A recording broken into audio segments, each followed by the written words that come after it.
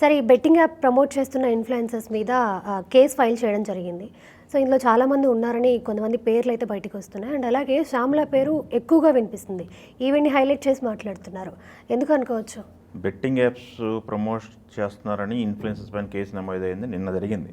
పంజాగుట్టలో case నమోదైంది. దాంట్లో 11 మంది పైన కేసు నమోదైంది. ఆ 11 మంది ఎవరనేది ఫస్ట్ చూద్దాము. దాని తర్వాత శ్యామ్ల పేరు ఎందుకు హైలైట్ అవుతుందని మనం మాట్లాడుకుందాం. ఓకే. ఈ 11 మంది ఎవరెవరంటే ఇమ్రాన్ ఖాన్ అనే వ్యక్తి, విష్ణుప్రియ, హర్ష సాయి, శ్యామల, టేస్టీ తేజ, రీతు చౌదరి, బండారు సుప్రీత సురేఖ వాళ్ళ కూతురు కిరణ్ గౌడ్ అనే అతను. ఈ కిరణ్ గౌడ్ అనే అతని పైన కూడా కేసు నమోదైంది. ఇతను ఎవరంటే హైదరాబాద్లో పనిచేస్తున్నాడంటే ఒక కానిస్టేబుల్. సో పోలీస్ డిపార్ట్మెంట్ని కూడా వాళ్ళు వదలలేదు. సేమ్ డిపార్ట్మెంట్లో పనిచేస్తున్న కానిస్టేబుల్ పైన కూడా కేసు నమోదు చేశారు.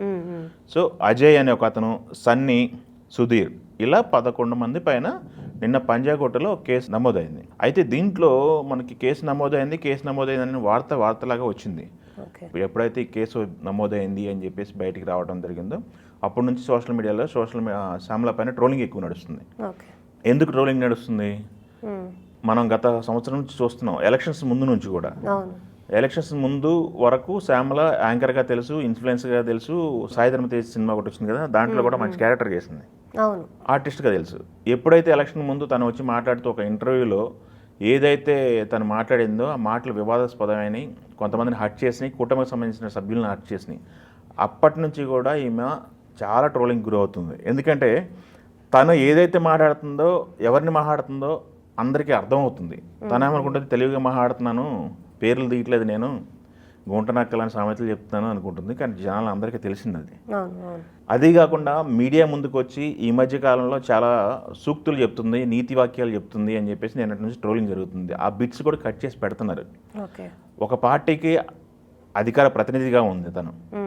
నువ్వు ఇలాంటి పనులు చేయొచ్చా, ఇల్లీగల్ యాక్టివిటీ అని తెలిసి కూడా బెట్టింగ్ యాప్ని ప్రమోట్ చేయొచ్చా, నువ్వా నీతి సూక్తులు చెప్పేది అని చెప్పేసి నిన్నటి నుంచి శ్యామ్లని అయితే గట్టి ట్రోల్ చేస్తున్నారు. తను మాట్లాడిన మాటలన్నీ కూడా తెచ్చి బిట్స్ కట్ చేసి ట్రోల్ చేయడం జరుగుతుంది. ఆమె ఎలక్షన్స్ టైంలో ఒక రియలైజేషన్ వీడియో ఒకటి చేసింది. ఎలక్షన్ అయిపోయిన తర్వాత, నన్ను చాలా టార్గెట్ చేస్తున్నారు, నాకు ఆడపిల్లని కూడా చూడట్లేదు, పవన్ కళ్యాణ్ గారి ఫ్యాన్స్ అని చెప్పేసి, పవన్ కళ్యాణ్ని ఆయన ఎవరో తెలియదు, లేకపోతే ఆయన చాలామందికి హెల్ప్ చేశారని చెప్పేసి చాలామంది మాట్లాడుతుంటే ఆయన హెల్ప్ చేశారా, ఎవరికి చేశారు నాకు తెలియదే, ఎటకారంగా మాట్లాడటం, ఈ కొన్ని వీడియోలు బయటకు వచ్చినాయి. అప్పటి నుంచి కూడా శ్యామ్లకి చాలా సోషల్ మీడియాలో ఎదురు దెబ్బలన్నీ తగులుతున్నాయి. నిన్న ఎప్పుడైతే శ్యామ్ల పైన కేసు నమోదయ్యిందో అప్పటి నుంచి కూడా నువ్వు సూక్తులు చెప్తున్నావు, నువ్వు ఇలాంటి పనులు చేస్తావా అని చెప్పేసి కొన్ని ముతక సామెతలు ఉన్నాయి, వాటిని తీసుకొచ్చి ట్రోల్ చేస్తున్నారు. ఎప్పుడైతే అధికార ప్రతినిధి హోదా ఇచ్చారో తనకి డే బై డే ఏదో ఒక ఇష్యూలో, ఏం ఇష్యూ ఉంది, ఏదో ఒక ఇష్యూలో కెమెరా ముందుకు రావటం, మాట్లాడటం, శ్యామల చేస్తున్నటువంటి వీడియోల్ని కొన్ని ఛానల్స్ ప్రమోట్ చేయటం, ఈ ఉదంతాలన్నీ మనం చూస్తున్నాం. సో శ్యామల ఒక్కతే ఈ 11 మంది, అది కాకుండా యాదృచ్ఛికంగా 11 మంది పైన కేసులు నమోదైనాయి. ఆ 11 అనే ఫిగర్ కూడా హైలైట్ చేసి మాట్లాడుతున్నారు. సో ట్రోలింగ్కి తన ఎవరినైతే ట్రోల్ చేయాలనుకుంటుందో, తను ఎవరినైతే టార్గెట్ చేసి మాట్లాడాలనుకుంటుందో వాళ్ళంతా ఇప్పుడు రివర్స్ టార్గెట్ చేస్తే శ్యామలను మాట్లాడుతున్నారు.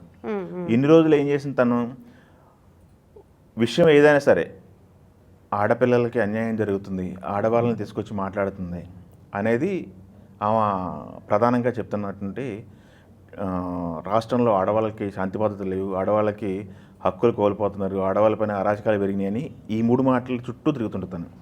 బట్ ఈ బెట్టింగ్ యాప్స్ ఏదైతే ప్రమోట్ చేశారో ఆ బెట్టింగ్ యాప్స్లో ఆడవాళ్ళు మగవాళ్ళు ఇద్దరూ ఫైనాన్షియల్గా చాలా లాస్ అవుతున్నారు. కొంతమంది సూసైడ్ చేసుకున్న ఉదంతాలు కూడా మనం విన్నాం. ఎప్పుడైతే సజ్జనార్ గారు ట్వీట్ చేశారో అప్పటి నుంచి కూడా గత 3 మాసాల నుంచి దీనిపైన ఎక్కువ ఫోకస్ ఉంది. దాంట్లో భాగంగానే లోకల్ బాయ్ అని చెప్పేసి ఒక అతను ఉన్నాడు కదా, అతను అరెస్ట్ చేయడం జరిగింది ఏపీలో. దాని తర్వాత కొన్ని ప్రొసీడింగ్స్ మనం చూసాం. ఇప్పుడు పెద్ద ఎత్తున 11 మంది పైన ఒకేసారి ఈ కేసు నమోదు అవ్వటం అనేది సంచలనం సృష్టించింది. దాంట్లో ఇప్పుడు శ్యామల కొంతమంది ఆమెను ఎప్పుడైతే పోసాని కృష్ణమురళి అరెస్ట్ అయిందో దాని తర్వాత కొన్ని అరెస్టులు మనం చూసాం.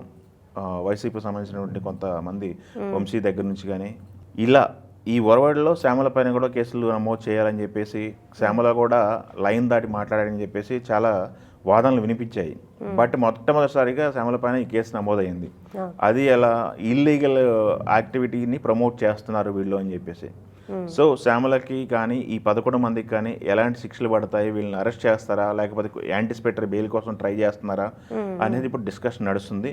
సో నిన్న ఈవినింగ్ అయితే కేసు నమోదైంది. ఈ ఫర్దర్గా పోలీసు వాళ్ళు ఎలాంటి చర్యలు తీసుకుంటారు ఈ 11 మంది పైన అనేది ఇప్పుడు డిస్కషన్ పాయింట్ అయింది. అయితే కొంతమంది ముందుకు వచ్చేసి క్షమాపణ చెప్పారు. మనకి విష్ణుప్రియ క్షమాపణ చెప్పడం జరిగింది, ప్లస్ సుప్రీత క్షమాపణ చెప్తూ వీడియో పోస్ట్ చేయడం జరిగింది.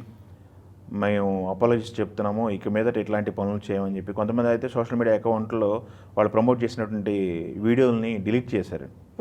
మనం అక్కడ చూసుకుంటే లోకల్ బాయ్ నాని కూడా సారీ చెప్పాడు, క్షమాపణ చెప్పాడు, వీడియో రిలీజ్ చేశాడు. బట్ అతన్ని కూడా అరెస్ట్ చేశారు. చేసింది తప్పు, ఇల్లీగల్ యాక్టివిటీని ప్రమోట్ చేశారు, అరెస్ట్ అయ్యాడు. ఇదే ఉదంతంలో శ్యామల కూడా త్వరలో అరెస్ట్ కాబోతుంది అనేది ఇప్పుడు ఒక వాదన. ఇప్పుడు పోలీస్ డిపార్ట్మెంట్ ఏం చేస్తుంది, ఎన్ని రోజులు టైం తీసుకుంటారు, ఫర్దర్గా కోర్టు ఎలా వీళ్ళకి యాంటిసిపేటరీ మంజూరు చేస్తా లేదనేది మనం వేసి చూడాల్సిన సందర్భం అయితే ఉంది.